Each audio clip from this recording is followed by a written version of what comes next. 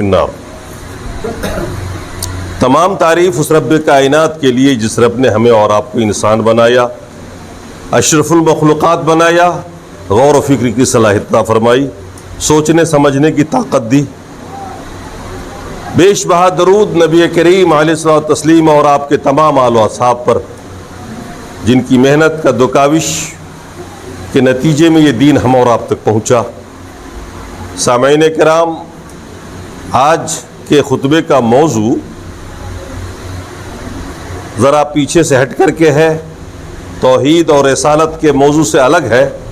آج صرف اسلام اور اسلام میں ہونے والی تبدیلیاں، جن کو ہم بدعت کا نام دیتے ہیں، آج ہمیں اس کا مقام، اس کو مرتبہ کو سمجھنا، اس کی گمراہی کو سمجھنا، اس کے نقصانات کو جاننا ہے۔ چونکہ آنے والے اگلے چند دنوں میں کچھ ایسی بدعتیں پوری دنیا میں دیکھنے کو ملیں گی جس کو دیکھ کر آپ کو تعجب ہوگا، آپ حیران ہوں گے کہ یہ اسلام کا حصہ ہے یا نہیں ہے۔ آپ اس میں شریک نہیں ہیں، کوئی گناہ تو نہیں کر رہے ہیں۔ جو شریک ہیں وہ کتنی نیکیاں حاصل کر لیں گے، ان کے جذبات کو دیکھ کر آپ کے دل میں آتا ہوگا۔ تو سوچا کہ ایک عام سی بات آپ کے سامنے میں رکھی جائے تاکہ آپ خود بھی غور و فکر کریں۔ اللہ نے چونکہ آپ کو عقل و شعور سے نوازا، سوچنے سمجھنے کی طاقت دی ہے، انسان بنایا ہے، اور قرآن و سنت کا نظریہ بھی آپ کے سامنے میں رکھا جائے اور آپ سمجھ سکیں گے کہ سنت کا مقام کیا ہے، بدعت کا مقام کیا ہے۔ اس کے تعلق سے آج ہم نے موضوع کو تھوڑا الگ کیا ہے مجموعی طور پر پچھلے موضوعات سے، اور کوشش کریں گے کہ یہ بات آپ کو سمجھائے۔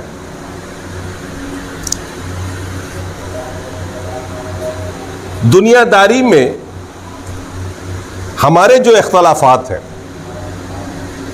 یہ ہماری طبیعتوں کے اختلاف کی وجہ سے ہوتا ہے۔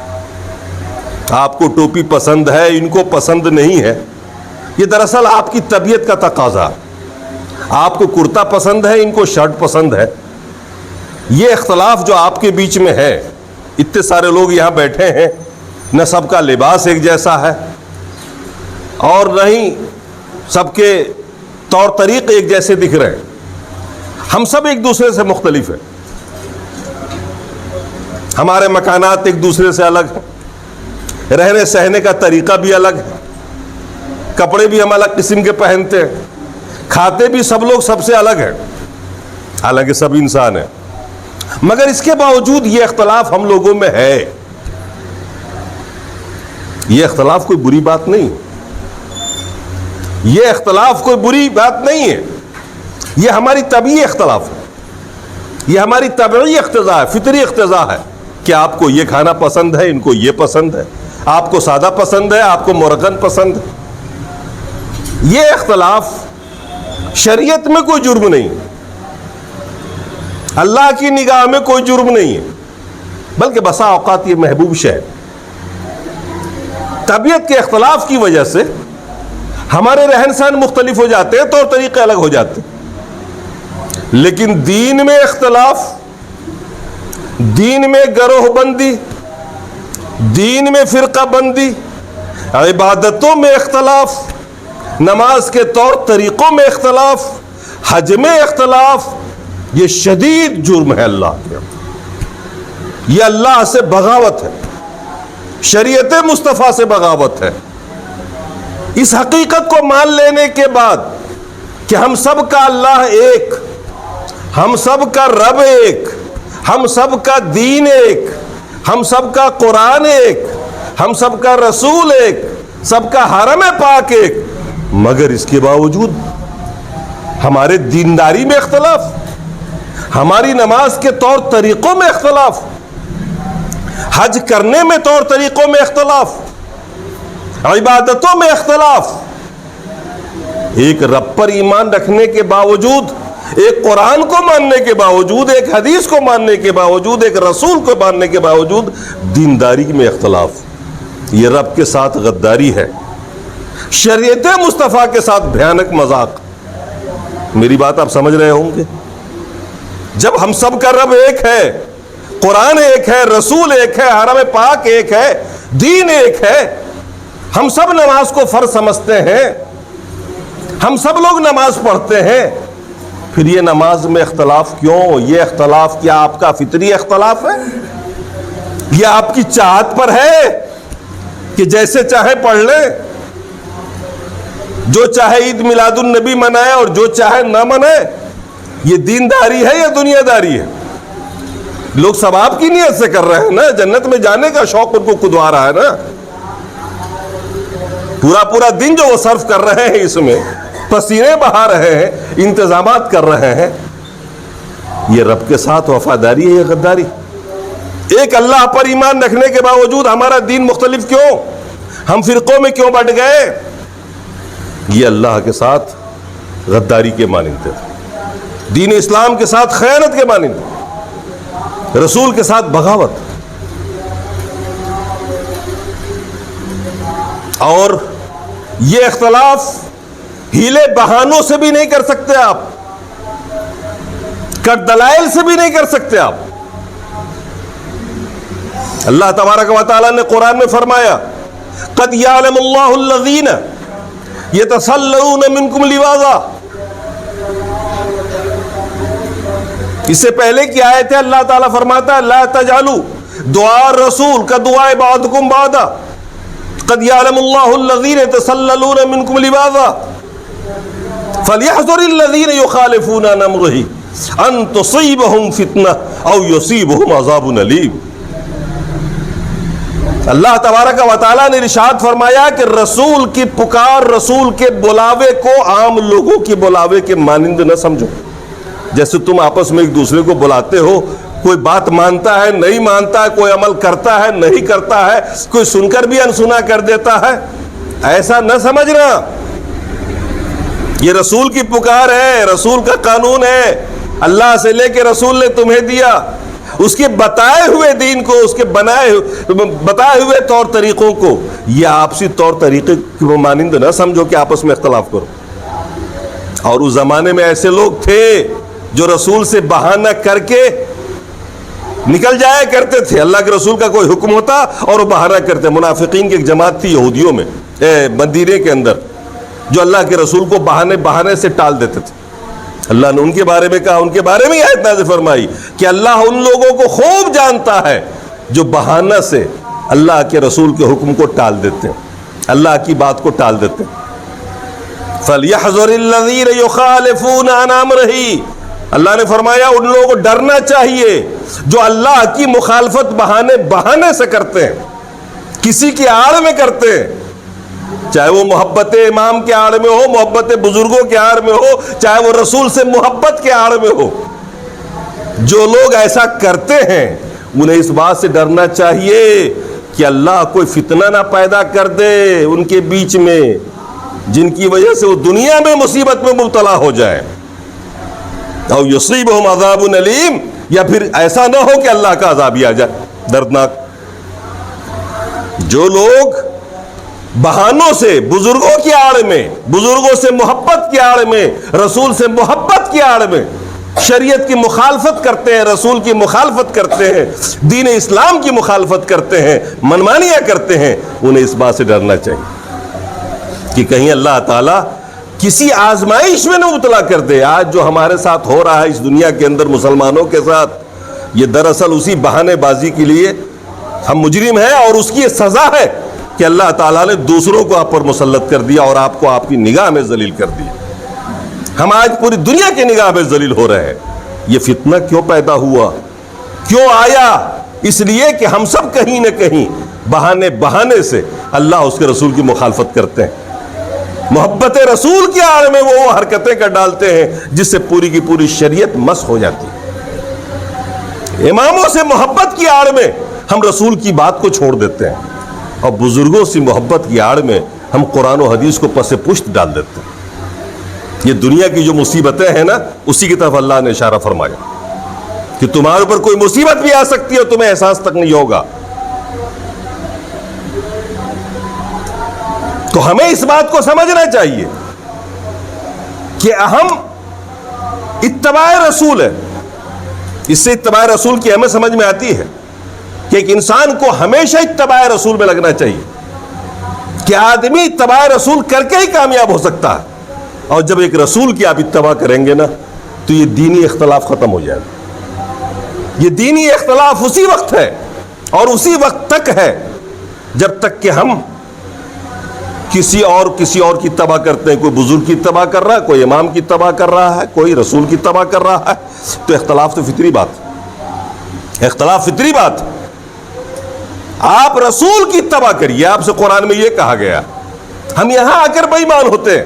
اللہ نے آیت نازل فرمائی، یا ایھا الذین آمنوا اطیعوا اللہ واطیعوا الرسول۔ ایک جگہ اللہ نے فرمایا یا ایھا الذین آمنوا اقیموا الصلاۃ وآتوا الزکاۃ واطیعوا الرسول۔ ایک آیت ہے یا ایھا الذین آمنوا اقیموا الصلاۃ وآتوا الزکاۃ واطیعوا الرسول۔ اے ایمان والو، نماز قائم کرو، زکوٰۃ دو، رسول کی اطاعت کرو۔ اسی آیت سے نماز کی فرضیت ثابت۔ اقیم الصلاۃ، نماز قائم کرو۔ ہم کہتے ہیں نماز فرض ہے، دلیل یہ آیت۔ زکوٰۃ فرض ہے، دلیل یہ آیت۔ کیا اتباع رسول فرض نہیں؟ کیا اتباع رسول فرض نہیں ہے؟ یہ ہماری منمانی ہو گئی۔ ہم چاہے تو کریں، چاہے تو نہ کریں، چاہے تو بزرگوں کی کر لیں، چاہے اماموں کی کر لیں، یہاں کر کے ہم بے ایمان ہوتے ہیں۔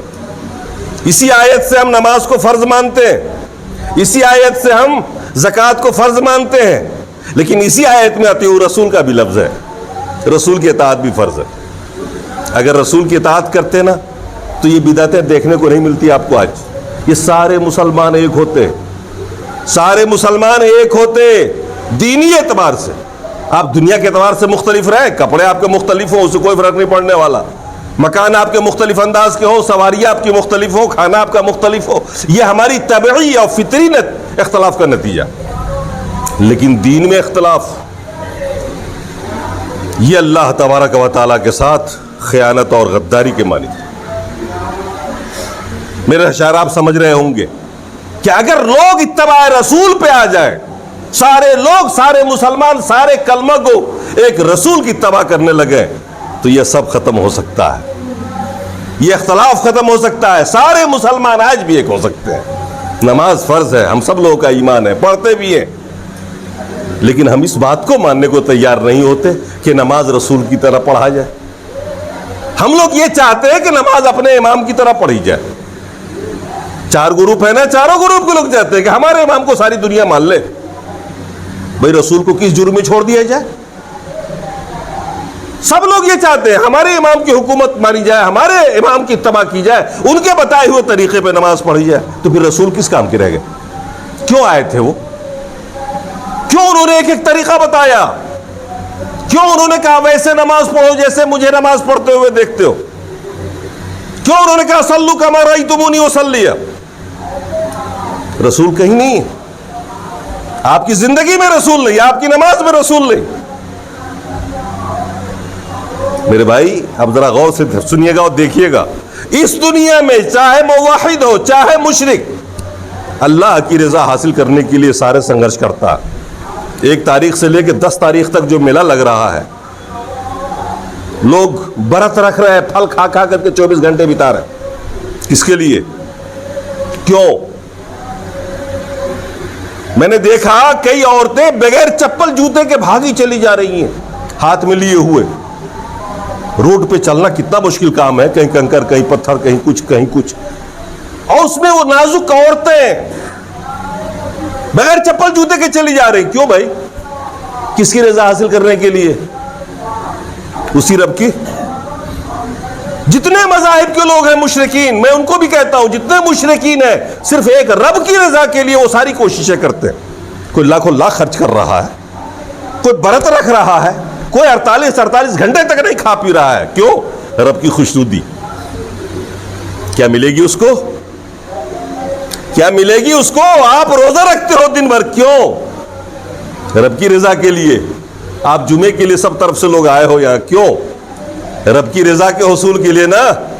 یہ موحد اور مشرک سارے کے سارے رب کی رضا کے لیے کوشاں ہیں۔ سب چاہتے ہیں کہ میرا رب مجھ سے راضی ہو جائے، میرا رب مجھ سے راضی ہو جائے۔ مگر میں آپ سے پوچھتا ہوں، یہ مشرکین جتنا کچھ بھی کرتے ہیں، جتنی محنتیں کرتے ہیں، جتنا خرچہ کرتے ہیں رضا حاصل کرنے کے لیے، پا سکتے ہیں کیا یہ رب کی رضا حاصل کر سکتے ہیں؟ کیوں نہیں کر سکتے؟ اس لیے نہیں کر سکتے کہ اللہ کی رضا حاصل کرنے کے لیے شرط ہے کہ اس کے رسول کی اتباع کی جائے۔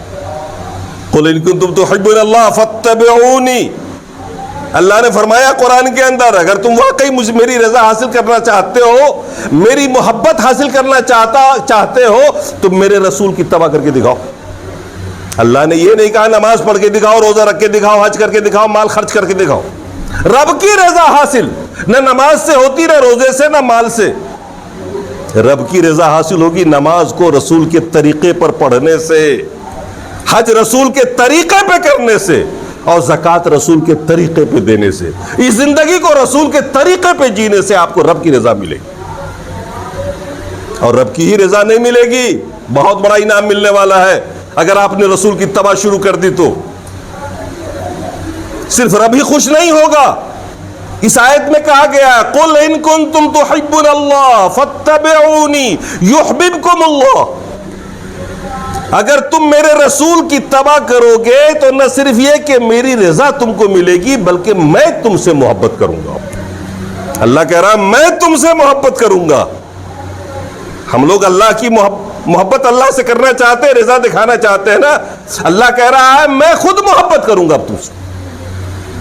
مقام محبوبیت آپ سمجھ رہے ہیں نا، محب کا مقام اور ہے، محبوب کا مقام اور ہے۔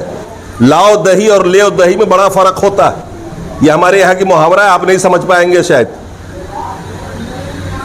لاؤ دہی اور لیو دہی، لاؤ گوشت اور لیو گوشت میں بڑا فرق ہوتا ہے، شاید آپ اس زبان کو سمجھ سکے۔ آپ کچھ مانگے اور کوئی خود آپ کو دے، دونوں میں فرق ہے کہ نہیں؟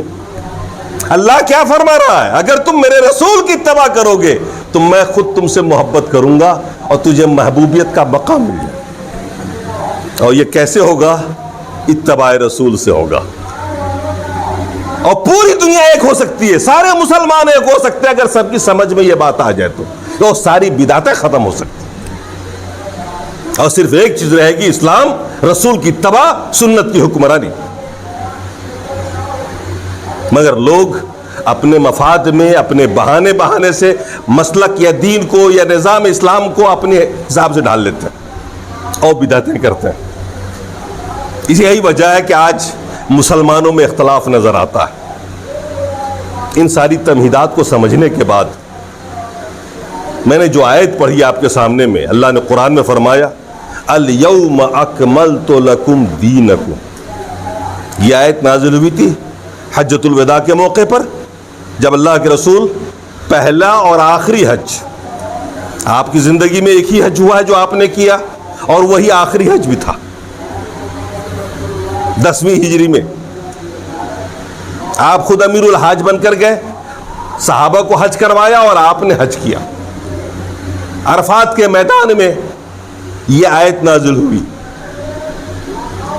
اللہ تبارک و تعالیٰ نے رسول کو مخاطب کر کے فرمایا الیوم اکملت لکم دینکم، یہ دین اسلام کو آج میں نے مکمل کر دیا، اب اس کو کسی مزید حکم، کسی مزید قانون کی ضرورت نہیں۔ واتممت علیکم نعمتی، اور اسلام جو ایک نعمت ہے ہمارے آپ سب کے لیے، اس نعمت کو پورا کر دیا۔ اب جتنا قانون مجھے دینا تھا انسانیت کے لیے، انسان کی زندگی کے لیے، میں نے دے دیا۔ وَرَضِيتُ لَكُمُ الْإِسْلَامَ دِينًا، اور اسلام کو دین بنا کر تمہارے لیے، اللہ فرما رہا ہے میں خوش ہوں، میں راضی ہوں۔ جو اس دین کو اپنا دین بنا کر خوش ہو جائے گا وہ صحیح معنوں میں اللہ کا محبوب بندہ ہوگا۔ یہ آیت نازل ہوئی۔ اب یہ آیت اسلام کے لیے مہر ہے کہ یہ دین کامل ہے۔ اللہ نے فرما دیا دین مکمل۔ اس سے پہلے کسی بھی دین کے بارے میں، اس سے پہلے جو دیگر مذاہب اللہ کی طرف سے آئے، آسمانی مذاہب جیسے عیسائیت ہے، یہودیت ہے، یہ سب آسمانی مذاہب ہے، تورات ہے، انجیل ہے، زبور ہے، حضرت موسیٰ، حضرت عیسیٰ، حضرت ابراہیم، بہت سارے نبی آئے، دین لے کر کے آئے، مگر یہ سند کسی اور دین کو نہیں ملا اس سے پہلے۔ کہ دین مکمل ہے. یہ سند اگر ملا تو صرف دین اسلام کو ملا کہ آج کے دن اس دین کو میں نے مکمل کر دیا. اسی لیے ایک یہودی نے کہا تھا حضرت عمر رضی اللہ تعالیٰ عنہ سے, بخاری شریف میں یہ حدیث ہے, ایک یہودی نے حضرت عمر رضی اللہ تعالیٰ عنہ سے کہا تھا جب آپ خلیفہ وقت, یہ اس دور کی بات ہے جب آپ خود خلیفہ وقت تھے, تو ایک یہودی نے کہا تھا حضرت عمر رضی اللہ تعالیٰ عنہ سے, امیر المومنین آپ کے قرآن میں ایک ایسی آیت ہے کہ وہ آیت اگر ہمارے تورات میں ہوتی, ہمارے آسمانی کتاب ہمارے مذہب میں وہ آیت ہوتی نا, تو اس دن ہم عید مناتے, اس دن ہم عید مناتے.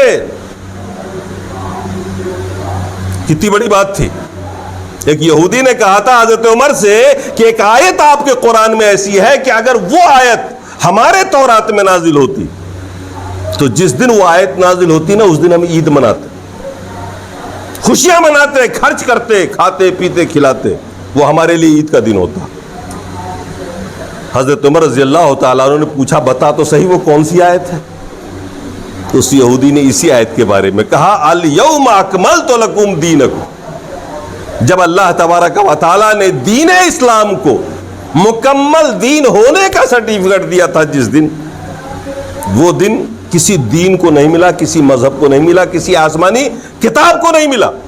جو سند قرآن کو اللہ نے دی ہے, جو مذہب اسلام کو تکمیل دین کا درجہ دیا, وہ درجہ اللہ تعالیٰ نے کسی مذہب کو نہیں دیا. اگر یہ آیت ہمارے دین کو مل جاتی نا تو ہم اس دن عید مناتے. حضرت عمر رضی اللہ تعالیٰ عنہ نے فرمایا تھا یہودی سنو, مجھے وہ دن بھی یاد ہے, وہ جگہ بھی یاد ہے, وہ وقت بھی یاد ہے جس دن یہ آیت نازل ہوئی تھی. عرفات کا میدان تھا, جمعے کا دن تھا, اور ٹائم بھی انہوں نے کوئی بتایا تھا کہ اس وقت یہ آیت اللہ کے رسول پر نازل ہوئی. لیکن ہم مسلمان ہیں, ہم اتباع رسول کے پابند ہیں. اللہ کے رسول نے جو کچھ ہمیں دیا ہے, ہمارے دین نے جو کچھ ہمیں دیا ہے, ہمارے لیے جائز نہیں کہ ہم کوئی تیسری چیز نکال سکے اپنی طرف سے. اللہ نے ہمیں 2 عید دیا ہے, عید الفطر, عید الاضحیٰ. ہم 2 ہی عید کے پابند ہیں, اور تیسرے عید کو نکال لیں یا اس پر عمل کرنے کی کوئی گنجائش ہمارے دین میں نہیں ہے. ہم اللہ اس کے رسول کے پابند ہیں. یہ فخر ہے ہمارے اور آپ کے لیے کہ ہم اس مکمل دین پر چلنے والے ہیں, اس کامل دین پر چلنے والے ہیں جس کو اللہ تبارک و تعالیٰ نے سند کاملیت عطا کی ہے, جس کو دے کر وہ راضی ہے, اور جس کو دین بنا کر وہ خوش ہے. اور ہمیں بھی اس کو نعمت سمجھنا چاہیے کہ اس دین پر چل کر آپ اس دنیا میں بھی سرفراز اور آخرت میں بھی آپ کامیاب ہوں. اس کامل دین سے جینے بھر آپ کا جو آج بڑھایا جا رہا ہے, اس کے اندر آپ سوچئے, ایک آدمی, ایک گروپ ایک نئی چیز کر رہا اور ایک گروپ نہیں کر رہا ہے, لامحالہ دین کی تقسیم ہو جاتی ہے, دین کمزور ہوتا ہے. دیکھنے والے دیکھتے ہیں تو حیرت میں پڑ جاتے ہیں یہ کس قسم کے مسلمان ہیں اور یہ دوسرے کس قسم کے مسلمان ہیں. کیا اسلام 2 طرح کا ہے؟ کیا قرآن نے دونوں باتوں کا حکم دیا ہے؟ کیا حدیث میں دونوں ہی چیزیں ہیں؟ یہاں سے تفرقہ شروع ہوتا ہے, یہاں سے اختلاف شروع ہوتا ہے. ہم مختلف ہو جاتے ہیں, ہم متفرق دھڑوں میں بڑھ جاتے ہیں, متفرق گروپ میں بڑھ جاتے ہیں. اسلام کو یہاں سے کمزوری ملتی ہے, مسلمان یہاں سے کمزور ہونا شروع ہو جاتا ہے. اللہ عالم الغیب ہے. اللہ نے اپنے رسول کے ذریعے بہت پہلے 1400 سال پہلے آگاہ کر دیا. ایک حدیث سن لیجئے, شاید اس سے آپ کی سمجھ میں آ جائے. اللہ تبارک و تعالیٰ نے اپنے رسول کے ذریعے جو چیزیں ہمیں دی ہیں نا, وہ حدیث ہے, ذخیرہ حدیث, اور اس میں لگ بھگ ساری تفصیلات. ارباز ابن ساریہ ایک صحابی ہے, وہ ایک لمبی حدیث روایت کرتے ہیں. فرماتے ہیں بینما نحن عند رسول اللہ, ہم لوگ کسی وقت کی بات ہے اللہ کے رسول کے پاس تھے کہ اچانک نماز کا ٹائم ہو گیا. اللہ کے رسول نے عصر کی نماز پڑھائی, اور عصر کی نماز کے بعد اللہ کے رسول ہماری طرف متوجہ ہو گئے, ہماری طرف گھوم کے بیٹھے. فوعظنا موعظة بلیغة ظرفت من العیون وجلت منها القلوب. اللہ کے رسول نے ایسی نصیحت فرمائی, بلیغ نصیحت فرمائی کہ ہماری آنکھیں بہہ پڑی, دل دھڑک گئے, یعنی اللہ کے رسول صلی اللہ علیہ وسلم کی جو نصیحت تھی، جو واعظ تھا، اس سے ہم لوگ رو پڑے، دل دھڑک اٹھ۔ ایک صحابی نے کہا یا رسول اللہ اور بھی کچھ وصیت کریے، ہم لوگوں کو کچھ اور بھی بتائیے تاکہ ہم لوگ سنیں، بڑا اچھا ماحول ہے، دلوں پہ اثر ہو رہا۔ تو اللہ کے رسول نے جو وصیت کی وہ وصیت میں سنانا چاہتا ہوں۔ اللہ کے رسول نے فرمایا اوصیکم بتقوی اللہ والسمع والطاعہ وان کان عبدا حبشیا۔ دو چیزوں کی ہدایت کی اللہ کے رسول نے پہلے، تیسری چیز بعد میں آ رہی۔ پہلے آپ نے وصیت فرمائی میں تمہیں تقوی کی وصیت کرتا ہوں کہ ہر دم اللہ کا تقوی دل میں رکھنا، اللہ کا تقوی رکھنا، اللہ کا خوف رکھنا، اور اللہ کے بتائے ہوئے قانون پہ عمل کرنا، اور اللہ کے روکے ہوئے قانون پر، روکی ہوئی باتوں پر، اللہ نے جن کاموں سے روکا ہے اسے قطعی نہ کرنا، نمبر ایک۔ نمبر دو، والسمع والطاعہ، جو تمہارا امیر ہو اس کی بات سننا اور ماننا، اختلاف نہ کرنا۔ اور تیسری چیز جو ہمارا موضوع ہے، اللہ کے رسول نے فرمایا فَإِنَّهُ مَن يَعِشْ مِنكُم بَعْدِي فَسَيَرَىٰ اخْتِلَافًا كَثِيرًا، تم میں جو لوگ زندہ رہیں گے میرے بعد، اب وہ میرے بعد کا دور یہ بھی ہے، آج کا بھی ہے اور اس سے پہلے بھی گزرا ہے۔ اللہ کے رسول نے فرمایا جو تم میں سے جو لوگ زندہ رہیں گے میرے بعد فَسَيَرَىٰ اخْتِلَافًا كَثِيرًا، تو بڑا زبردست اختلاف دیکھیں گے دین میں، دین میں اختلاف دیکھیں گے۔ کوئی جلوس نکالے گا، کوئی نہیں نکالے گا، کوئی کچھ کرے گا، کوئی کچھ کرے گا، کوئی بدعتیں کرے گا، کوئی سنت کو مضبوطی سے پکڑے رہے گا۔ یہ اختلافات تم دیکھو گے بعد والے زمانے میں، آنے والے دور میں۔ ایسے موقع پر تم کیا کرو گے؟ یہ چیز دراصل ہمارے اور آپ کے لیے نصیحت ہے۔ یہ حکم اللہ کے رسول نے اسی وقت دیا، اور اللہ تبارک و تعالیٰ نے یہ حکم دلوایا رسول کے ذریعے۔ اللہ کے رسول نے فرمایا ایسے وقت میں جب تم دیکھو کہ امت میں فساد پیدا ہو گیا، امتیں مختلف ہو گئی، لوگ فرقوں میں بٹ گئے، اختلافات میں پڑ گئے، دینی طور طریقے بدل گئے لوگوں کے، ایسے وقت میں کیا کرو گے؟ اللہ کے رسول نے فرمایا فَعَلَيْكُمْ بِسُنَّتِي وَسُنَّتِ الْخُلَفَاءِ الرَّاشِدِينَ الْمَهْدِيِّينَ، تم میری سنت پر چلنا اور میرے خلفائے اربعہ صدیق اکبر، عمر فاروق، عثمان غنی، حضرت علی، یہ ہدایت یافتہ چار خلفاء ہیں جن کے بارے میں اللہ کے رسول نے فرمایا میرے طور طریقے پر اور میرے خلفائے راشدین کے طور طریقے پہ چلنا۔ تمسکوا بہا، مضبوطی سے پکڑ لینا اس کو، وعضوا علیہا بالنواجذ، اور دانت کے اس چو سے پکڑ لینا اس دین کو، اس طور طریقے جو سب سے مضبوط پکڑ ہوتی ہے۔ اس دین کو، اس سنت کو مضبوطی سے پکڑنا، بدعت میں نہ پڑنا، اختلافات میں نہ پڑنا، میری سنت اور میرے خلفاء کے طور طریقے پہ چلنا۔ وَإِيَّاكُمْ وَمُحْدَثَاتِ الْأُمُورِ، دین میں نئے نئے کاموں سے بچنا، دین کے نام پر جو نئی نئی ایجاد ہوگی، نئی نئی بدعتیں ہوں گی، جیسے یہ ربیع الاول آ رہا ہے، اس کا جلوس ہے۔ یہ 6 صدی ہجری میں کچھ بادشاہوں نے مدعا بنا کر کے، جیسے آج یہاں کے لوگ کرتے ہیں نا، حکومت حاصل کرنے کے لیے انہوں نے مدعا بنایا، محبت رسول کی آڑ میں ایک جشن نکالا، ایک عید بنا لی اور اس کا فائدہ اٹھایا۔ یہ جو بدعتیں جتنی بھی ہیں نا، یہ ان لوگوں نے نکالا ہے جو محبت رسول کے نام پر کاروبار کرنا چاہتے، سنت سے الگ ہٹ کر کے، جو طریقہ رسول رہا اس سے الگ ہٹ کر کے، یہ بدعت کہلاتی ہے۔ دین کے اندر کسی نئی چیز کا ایجاد، دین بنا کر پیش کرنا، اس پر چلنا، یہی بدعت۔ آپ دنیا میں نئے نئے طریقے نکالیں، یہ شریعت میں برا نہیں ہے۔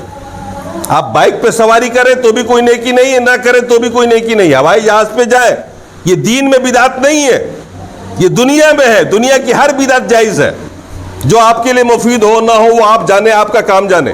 شریعت نے اسے بحث نہیں کی ہے۔ دنیا کے جینے کے انداز میں آپ کا فرق رہے گا، وہ چونکہ آپ کی طبیعت مختلف ہے، لیکن دین کے اندر کار خیر اور کار ثواب سمجھ کر کسی چیز کی ایجاد کرنا، یہ بدعت۔ بخاری شریف کی حدیث ہے، حضرت عائشہ رضی اللہ تعالیٰ عنہ ایک حدیث روایت کرتی ہیں، اللہ کے رسول نے فرمایا من احدث فی امرنا ھذا ما لیس منہ فہو رد، جو ہمارے اس دین میں نہیں ایجاد کرے گا، جو دین میں سے نہیں تھا، ایسے مسائل نکالے گا، ایسے قوانین نکالے گا جس کا کوئی تعلق دین سے نہیں ہے. مثال کے طور پر آج ربیع الاول نکالا لوگوں نے، فاتحہ کو دیکھ لیجئے، عرس کو دیکھ لیجئے، میلاد کو دیکھ لیجئے، غیر اسلامی کتابوں کو لے کے لوگ پڑھتے ہیں، ہدایت پاتے ہیں، اس سے پتہ نہیں کون سی کتاب کیسی ہدایت ہوتی ہے اس میں، جو نہ قرآن ہے اور نہ حدیث ہے. ٹولیوں میں نکلتے ہیں، عیش کرتے ہیں، دین کے نام پر یہ سب کچھ ہو رہا ہے جو دین میں نہیں ہے، جس کو اللہ کے رسول نے کیا نہیں، صحابہ نے کیا نہیں، خلفائے راشدین نے نکالا نہیں، نہ اللہ کے رسول کا کوئی حکم ہے اس کے اوپر. من احدث فی امرنا ھذا، جس نے ہمارے اس دین میں کسی نئی چیز کی ایجاد کر دی جو دین میں سے نہیں ہے، فہو رد، اللہ کے رسول نے فرمایا وہ بات رد ہے اور وہ نکالنے والا مردود. مسلم شریف کی حدیث ہے، یہ تو بخاری کی تھی، مسلم شریف کی حدیث ہے من عمل عملا لیس علیہ امرنا فہو رد، جس نے کوئی ایسا عمل کیا جس پر میرا حکم نہیں ہے، جسے میں نے کرنے کے لیے نہیں کہا ہے، جس کا کوئی ثبوت حدیث و قرآن میں نہیں ہے، وہ عمل رد ہے، وہ دین کا نہیں ہے، وہ جہنم میں لے جانے کا باعث بنے گا. دین کے نام پر آپ کوئی کچھ نہیں کر سکتے. دین ہمارا نہیں ہے، دین اللہ کا ہے، لے کے رسول آئے، جتنا بتا دیا انہوں نے اتنا ہی کرنا ہے اور اتنا ہی کر کے آپ جنت میں جائیں گے.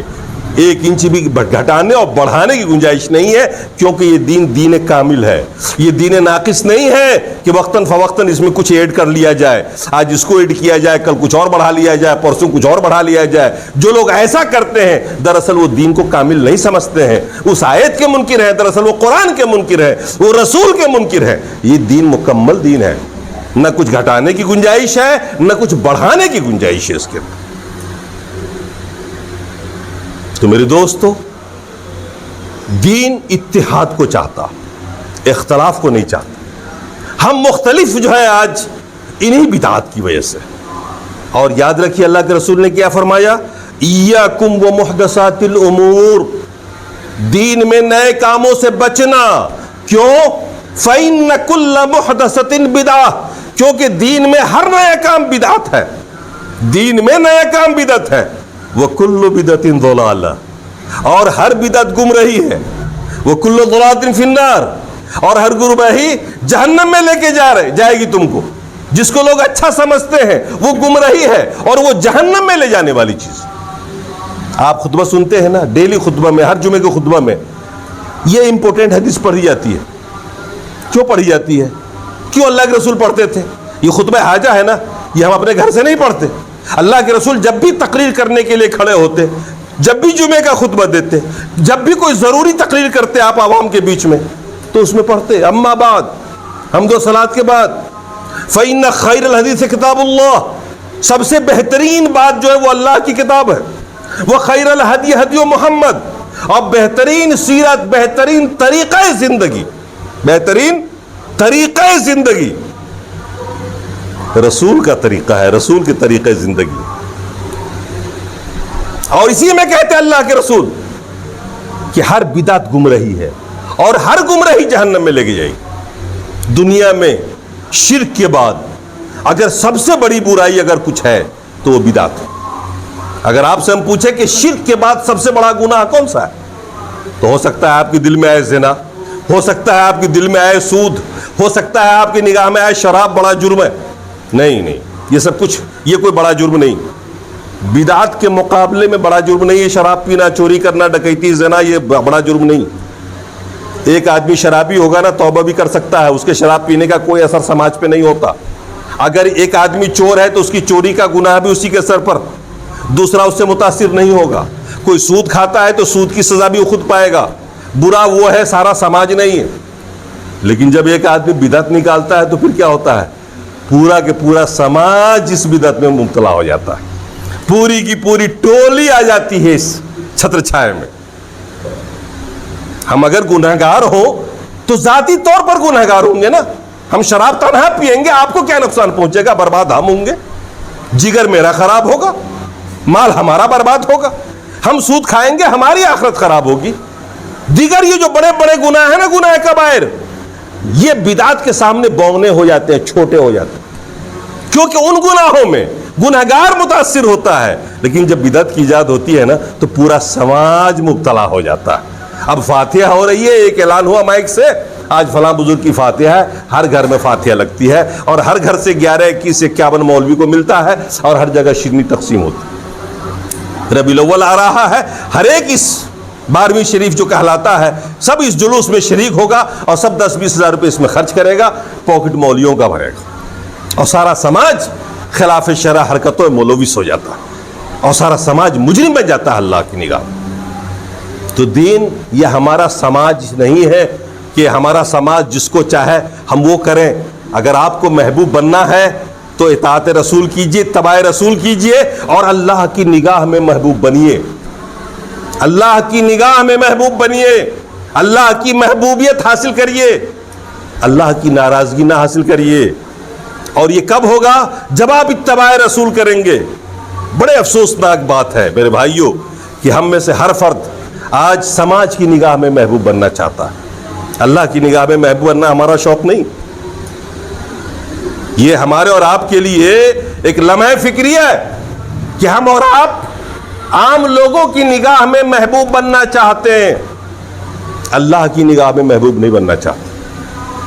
کس کی نگاہ میں ہمیں محبوب بننا چاہیے؟ اپنے آپ کو کبھی اللہ کی نگاہ سے دیکھیے، اپنے آپ کو کبھی اللہ کی نگاہ سے دیکھیے۔ یہ پورا سماج اگر آپ سے محبت بھی کرتا ہے تو کیا مرنے سے بچا لے گا یہ آپ کو؟ یہ آپ کا پیٹ بھر دے گا؟ یہ سارے لوگ اگر آپ کو اچھا بھی کہہ لیں گے تو آپ کا کیا بنے گا، کیا بگڑے گا؟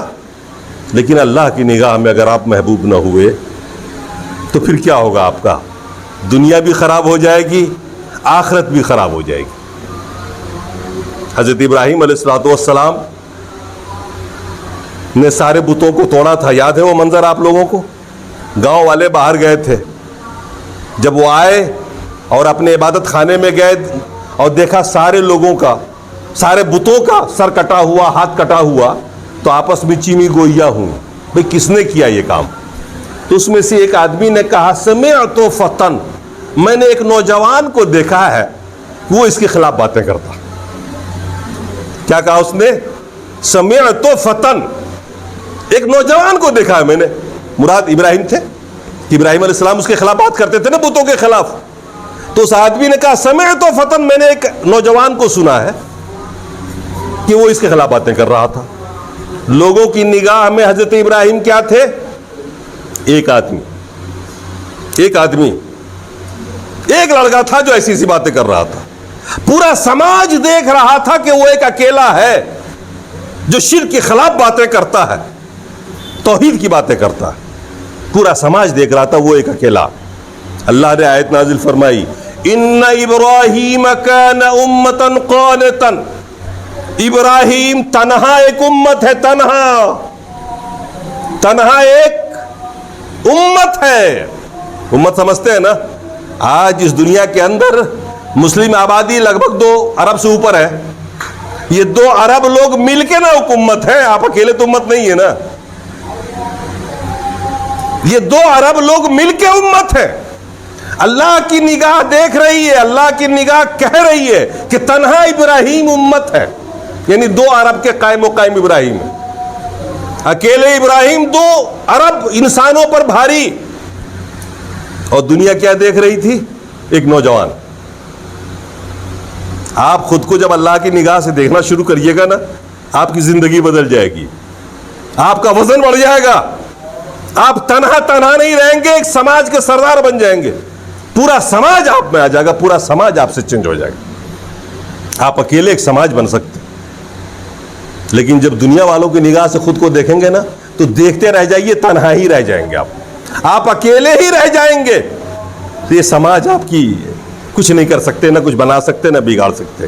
اس لیے خود کو اللہ کی نگاہ سے دیکھیے اور اللہ کی رضا حاصل کریے، اللہ کی محبوبیت حاصل کریے کہ اللہ آپ سے محبت کرنے لگے۔ یہ دکھاوا، یہ ریاکاری، یہ سماج پرستی چھوڑیے، یہ توحید پرستی کی راہ میں بڑی رکاوٹ ہے اور حائل ہے۔